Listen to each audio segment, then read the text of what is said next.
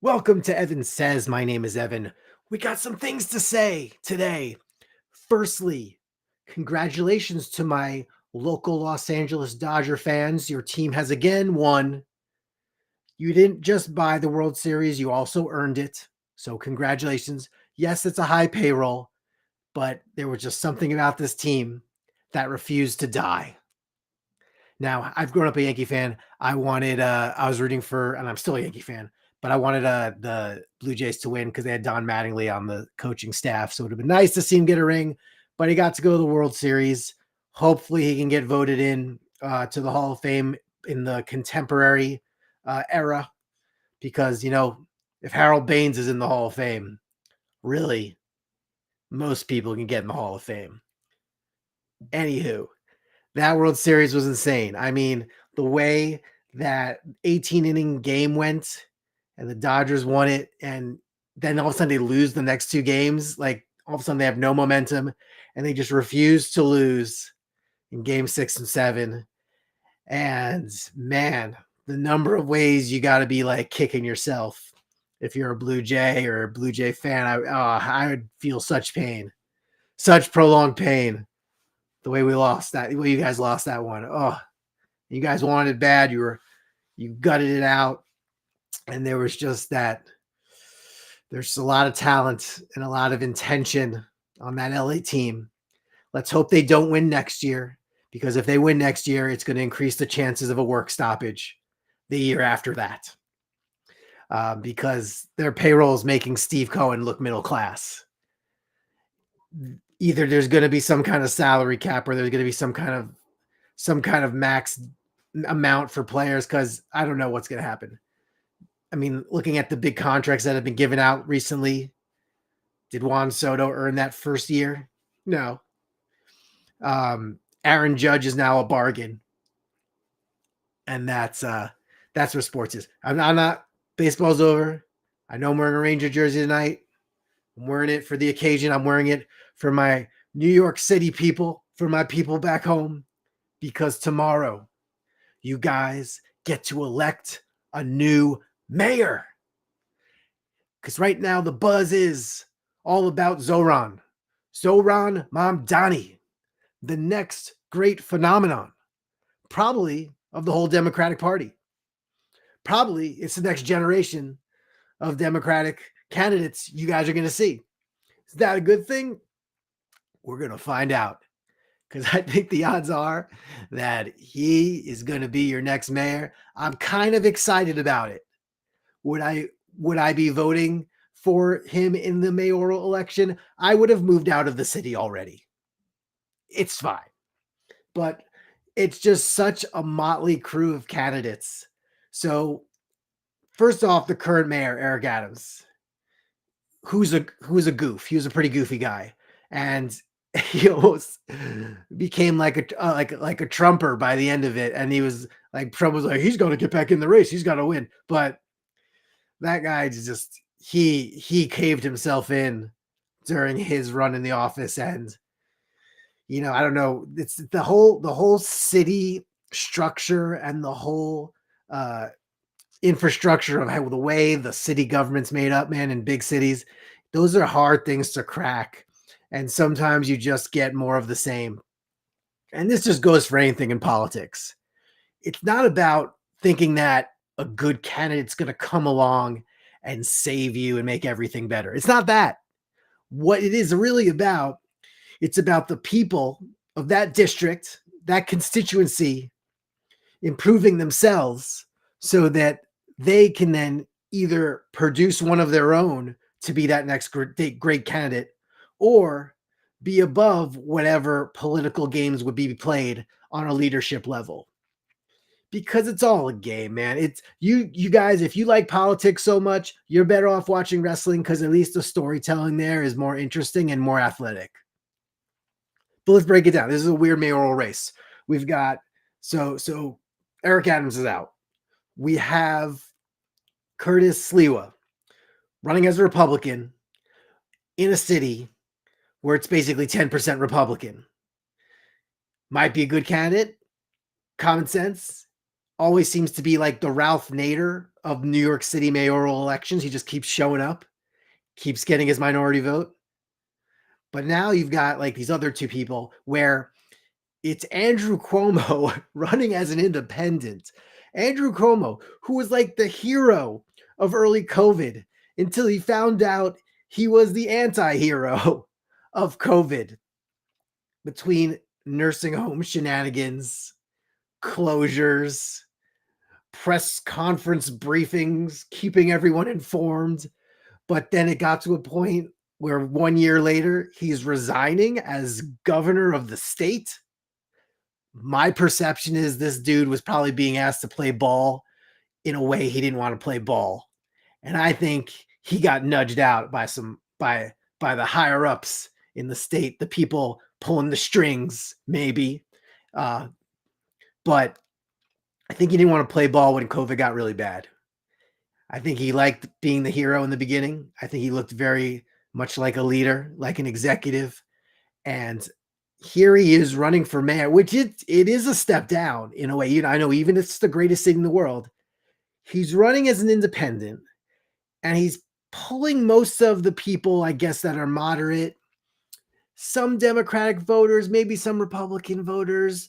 It's so weird that it's almost like he is the potential savior of New York City. Because, you know, when people are saying things like, oh no, New York has fallen, New York is in trouble. Dude, New York is, you're just talking about City Hall. City Hall has always been in trouble. The MTA has always been in trouble. New Yorkers are tough mofos. They're tough folks, and they are resilient. And sometimes they just have to experience something to be able to overcome something. And that's what brings me to the magic of you don't mess with the Zohran. You don't mess with Zohran Mamdani. This guy, now he hasn't been very active as a legislator. He hasn't put a lot of bills out there. He hasn't pushed for a lot of changes. But man, he wants to change a lot of things if he becomes mayor of New York City.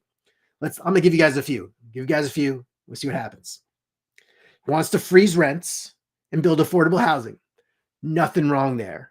The only thing about freezing rents is sometimes insurance goes up and sometimes property taxes go up, or usually these things go up, and the landlord has to adjust. It also just depends on the ownership situation of the land. I had a landlord, like for 5 years, raised the rent one time, best landlord ever. I have a landlord now, albeit in a house where I know things are going up pretty much every year because of insurance, because of costs of fees and whatever they have to deal with. Fine. But I think that point's in the right place. A lot of what Zohran's points are in the right place. It's just, it really just comes to what my dad would say. Who's paying for this? That's what my dad would say. But, and this is a side note, that is basically the dynamic of Republicans versus Democrats. Doesn't it feel like Republicans are the parents of the country and Democrats are kind of act like the children of the country? And that's a bad thing. That's not being anti-parent or anti-children. It just seems like that's the dynamic. It seems like the parents are the ones like, we're going to do things this way. It's always been like this. We're going to pay for this. We'll be in charge of this. And then the Democratic train of thought is like, can I have this? Can I have some stuff? Hey, can you get this for me? Have you seen the budget? No, but just give me some stuff. Just give me some stuff. I'm a kid. Just let me have some stuff. Let's be accepting of each other and have more stuff. That's kind of what the dynamic's like. I thought that'd be funnier in my head. You guys tell me. But so Zohran wants to freeze rents. Totally fine. Free and fast buses fare elimination. Like my dad would said, who's paying for this? Who's paying for this? So if you take away, obviously I'm gonna tell you who's paying for this, and we all know who's gonna be paying for this. But if you take that away, the question is then like, where does the MTA get their money from? they have union workers, they have pensions and retirement funds and all kinds of things that will they get as funded as they will if people are not paying for the bus? We'll have to see. I'm not breaking down the numbers here on Evan Says. I do enough things with numbers during the day. Anyway, now this says universal child care and support for families. That seems pretty good. I kind of like that. So I think, the more you can support parents that are, they have to go to work, but yet they're also raising a kid, maybe it's a single parent, you can make that happen. And the kid is, but again, who would fund that? Like he's doing universal childcare. He wants to do universal, I guess, city run grocery stores. He wants one in each borough. It'll challenge the prices. It's going to be like, I guess, getting like everything generic. That's what it seems like. I don't know. I guess there's nothing. It seems like an odd business model. I don't know how it will compare to the other ones. Is this going to be like in Aldi's that we're talking about here? Is this going to be like going to the 99-cent store when we're going to these grocery stores? We'll find out. And then the other thing, I guess, is who's paying for all this? We're going to go the tax the rich and tax the corporation route, which is a very popular route. Trust me. Like, I mean, I saw that a little bit of that rally in Forest Hills where it was, what was doing? They were chanting tax the rich in the crowd. And that's kind of odd because the people that are leading these speeches from the stage are very rich. And it comes off a little bit hypocritical. Like, yes, maybe those people in the crowd are not as established in their career just yet, but it's not really sustainable because here's the thing. I don't know if there are people like they think like rich people just like hoard all their money and are just trying to be selfish and hide things. I think a majority of the richer people, they're hiring other people. They're doing more things in their community and they're trying to create opportunities for others. See, that's the problem. And that's the dynamic of the media kind of filtering in. The media and those kind of like tax the rich slogans make you think that all rich people do is just steal, steal, steal, hoard, and hoard. And the people that are reporting those things, media, those kinds of politicians, steal, steal, steal, and hoard, hoard, hoard. So I can't really take that at face value. If you want to tax the rich, who has the influence? Like, wouldn't the rich then have enough influence and have enough to support a campaign to be like, oh, I don't want you taxing me. I want you to carve me out some stuff. Give me some exemptions. So I feel like if those of the rich that they're trying to target want to be affected by Zohran's initiatives, there's going to be ways around things. Like I know in California here, there's ways around things. And we're learning about that in California. We're going to have ways around things in our districts because we're going to be passing most likely Proposition 50, which is going to be creating such gerrymandering of the likes we've never seen. It's been going on for a while, but it's like, say I'm up in the Santa Clarita area. I'm about to be sharing a district with someone in North Hollywood, which I don't have anything against the people in North Hollywood, but it's different neighborhoods. Like districts are usually meant to be different neighborhoods. And what Proposition 50 is doing is like, it's totally like marginalizing a minority opinion in a way. In a way, it's being less diverse. I guess that's what you could say. But again, when you are saying things in the ballot language like, it's because of Texas or we got to stop Trump.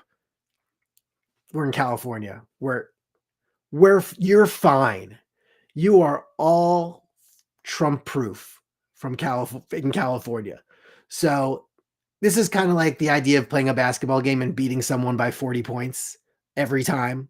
That's kind of how elections are when Republicans are trying to compete against Democrats in votes and you're losing to like the same team by 40 points every time. Now it's like, we want to win by 60 points every time. That's what Prop 40 is going to do. It would be a shame. It's supposedly temporary. Politicians don't like things being temporary. So it's just something Californians have to wake up to. Maybe it just takes this to be like, oh, maybe this is the moment where we realize, because just like in New York City, Zohran might win. maybe this is the moment. New Yorkers are like, oh, I see now.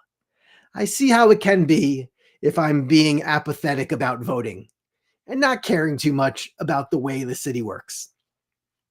I'm still excited. If he inspires people to be better and if he uplifts people like say Obama did when he got elected in 2008, let's see. Let's just see. I'm not going to get into the accusations and his affiliations and things that has beliefs on that he hasn't overtly said. That'll take care of itself. Trust me. Once, it's like when the team hires a new head coach. You're excited because it's something new. But once you see, oh, this is how good the coach really is, whoops, guess we got to fire him and get someone else. And that's why we have elections, folks. So I'm excited. New York City, get out there and vote. It should be fun. It should be festive. Go fill a stadium. Go have some fun. But remember, you guys are beyond what politics is. You want to watch better politics? Go watch pro wrestling. At least they're athletic. There's some long-term storytelling. Politics, it's all goofy and Muppets. That's all it is. So enjoy it. It's entertaining.